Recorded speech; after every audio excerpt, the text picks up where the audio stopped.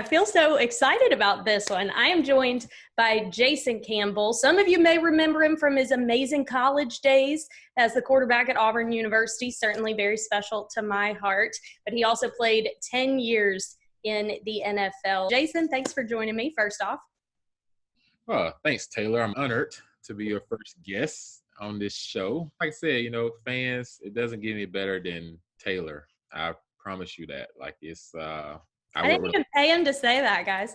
Exactly. I work with a lot of people, and there's not a lot of good people in the world. You know what I'm saying? There's people, but it's hard to find good people. So to your credit, you are one of those. Well, thank you very much. I could say the same to you. Jason and I actually host a podcast together. If anyone's watching this and didn't know that, I'll just shameless plug our podcast. We do an Auburn podcast together, and we actually randomly got paired up by the network that we do the podcast for. So it was kind of happenstance, but we have certainly hit it off, and I'm grateful that he's going to talk to me a little bit because just over the course of us hosting this podcast together, I have come to know that your faith is incredibly important to you. And a lot of people, know the athlete Jason Campbell, but they may not know that aspect of who you are. And that's kind of my purpose in these talks. I know I've kind of run my pitch by you a little bit, but the base of who you are as an athlete has a lot to do with your faith. And so I think that those stories need to be told. So I'd love to just kind of hear, your journey through both of those worlds, pursuing your career in football and kind of how your faith got you to that point. Yeah, that's a good question, Taylor. A lot of times people are kind of shy to, tell about their faith because the world that we live in, they're scared of losing endorsements or scared of just, whatever reason. But, I always feel like I'm not shy to share mine and shy to tell, how I got to where I become in life and where I'm at now. I ended up as a young age. I joined FCA.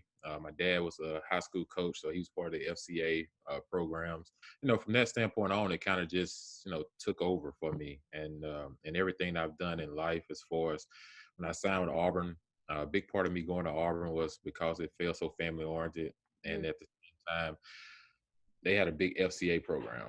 And Brother Chet Williams, everyone knows he's been there for 20 years. And he's done an outstanding job. I've seen him baptize guys to, helping them, change their way of life. Everyone goes through ups and downs. And when I was at Auburn, I almost left after my first year. And not many people know this. Ronnie Brown and myself, we both almost left after our first year because things wasn't going our way. We were so used to things going our way. And for the first time, we finally hit like a wall. And where you're like, we don't care if you was a big time recruit. You have to earn everything, and which is how you want it. But at the same time, like through adversity, you either gonna give in or you're gonna go a little bit harder. Mm-hmm. And I remember my favorite verse was always Proverbs 3, 5, and 6. And it's talk about trusting the Lord all your heart, lean out to your own understanding, and let Him direct your path. And that's what we have to do, because I couldn't have told you I was going to play 10 years National Football League. I did have a gift that it was given to me at an early age that I saw that I was going to play some type of professional sport, but I didn't know which one it was going to be. And it looked dim after my junior year. Of course, I was still going to go to the pros, but as far as being a high draft pick, because of the year we were supposed to have, things wasn't going our way. We hit a lot of bumps in the road. They talked about firing our coach. I remember reading papers and saying, well, if Jay Campbell can do this or can't do this, then such and such. And I took them and I saved them. And it motivated me because I said, God, you didn't bring me this far to leave me. Like, people don't see everything that I do in the film room or I do in the workout room. I take a lot of blame for a lot of stuff that I can't control. Yeah. There are things that I can do better, but I was taking a lot of heat for a lot of things that was out of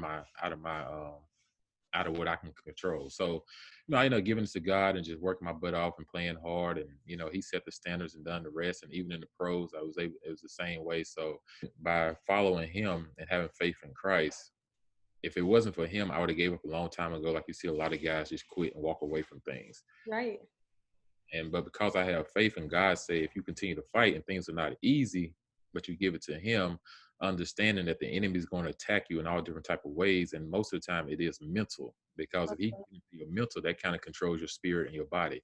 So as much as you possibly can, you always have to get up daily and just say, God, go before me. Like Jesus, go before me and fight my battles. because there's going to be a battle some way or some form. And you're not going to be perfect. Everybody feel like, I can't follow God because I can't be perfect. No, you're not meant to be perfect. No one's meant to be perfect. It's just understanding that he's your Lord and Savior, and that with him, it's better to have him than to be without him, because he can help you through these fights and these battles. That's amazing. I think that that's such a testament specifically in sports. And that's kind of an area of it that I hadn't even thought about yet, is those trials. And as an athlete, trials on the field or on the court are everything to you. Like, those trials are so testing because it's part of who you are. It's everything that you're pursuing. And you run into those roadblocks like you did, your freshman year, and you're sitting here going, I don't know if I can keep pushing. And that's when you kind of learn new things about your walk with Christ that you wouldn't have had you not come across those obstacles. And I think a lot of athletes do hit that. And if you're grounded in your faith, you know how to kick it up a notch because you have faith in something bigger. But when you get into the NFL, did you feel like it was being tested in a different way than it had been in college? Yeah, because in the NFL, you get all kind of challenges, like all the people could imagine. But I remember when I played for the Raiders, I got traded from Washington to Oakland. Yeah. I was with the Raiders. I was having a really good career. I was in my contract year. We was 6th game of the year, and Oakland hadn't had a starting quarterback with a winning record since Rich Gannon, which was like 10 years. And I was having a winning record. I was 12-7 at that time as a starter. And we was turned the program around. We was winning. We was 7-0 in the division from the year before. And so things would just seem like it was on the upright. Things was just happening. Things were going great. And then all of a sudden, boom, I get injured 6th game in, break my collarbone. It's in 14 different places. So I have to get a plate. Now they have surgery, and then they tell me that, my season is probably done. I'm just like, and you just sit there with this just blank stare on your face, and you just like, I can't believe this is happening.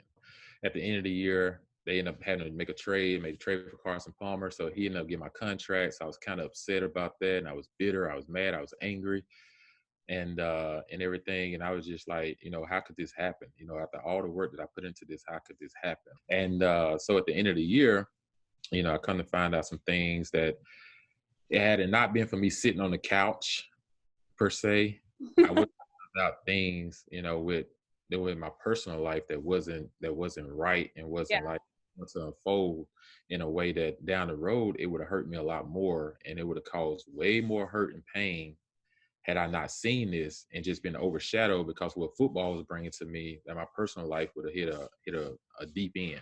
There's always a method to the madness. There's so many times that you just feel like everything's in disarray, and that's usually when he brings something beautiful to your life.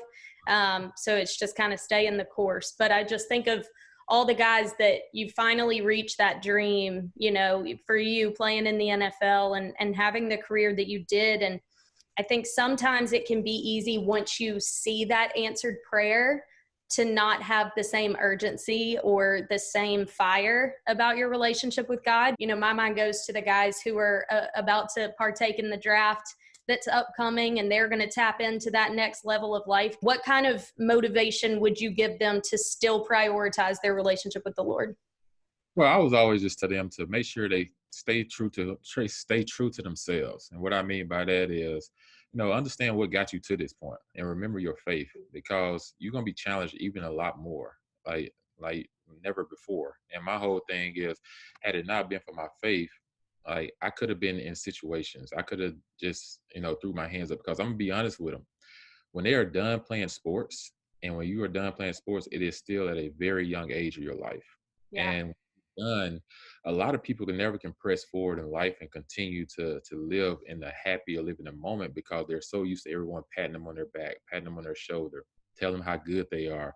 Right. And just all of a sudden you're not hearing those words anymore. Life is hard. Life is a fight. You got to fight through things. You have to, it's easy to give up. You have these thoughts that go through your head, the enemy's trying to tell you what you can't be, or it's over, your best is behind you. That's all a lie.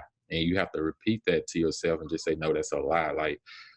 God is not a God of confusion. He's not a God of overwhelmness, and he's not one to try to down you. He's trying to pick you up. You just got to know how to turn the table and turn the page.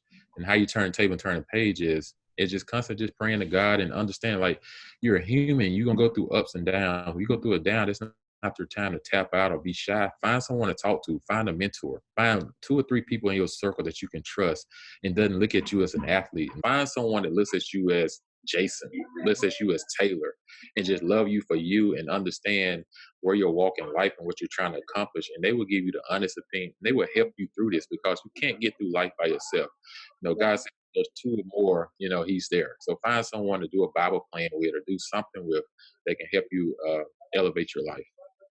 I love that. I think that is excellent advice. And guys pursuing a career or girls pursuing a career in professional sports, that community is incredibly important. So I couldn't agree with you more. Well, Jason, thank you so much for being open and honest and vulnerable. I think these are parts of athletes, coaches, public figures that we all should know more about. So thank you for sharing a little bit of your heart. Well, thanks, Taylor. I appreciate having me as the first guest. The first of many, let's hope. Exactly. Thank you. Yeah. Bye-bye.